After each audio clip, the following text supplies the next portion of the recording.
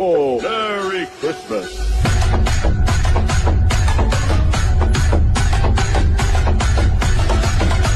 என்ன எல்லாம் ரெடியா? கிறிஸ்துமஸ் கொண்டாடிரோமா?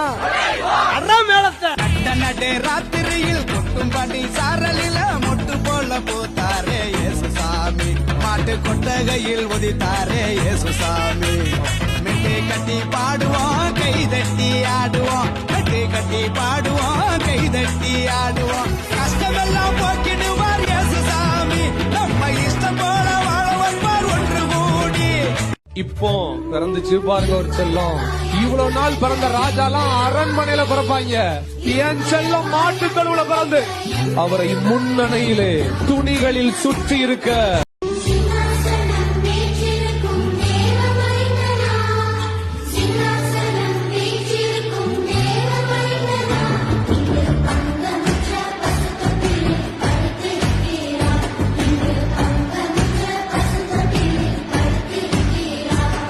ஒரு இருண்ட இரவில் வானம் விழுந்தது.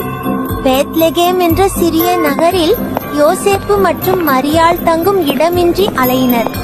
அனைத்து விடுதிகளும் நிரம்பியிருந்ததால் அவர்கள் ஒரு மாடு கழியாறில் தங்கினர். அந்த இரவில் ஒரு அதிசயம் நிகழ்ந்தது. மரியாள் ஒரு ஆண் குழந்தையை பெற்றாள். அவள் அந்த குழந்தையை பழைய துணியால் சுற்றி மாட்டுத் தொட்டிலில் வைத்தாள். அந்த குழந்தைதான் உலகத்தை மாற்ற வரவிருந்த இயேசு.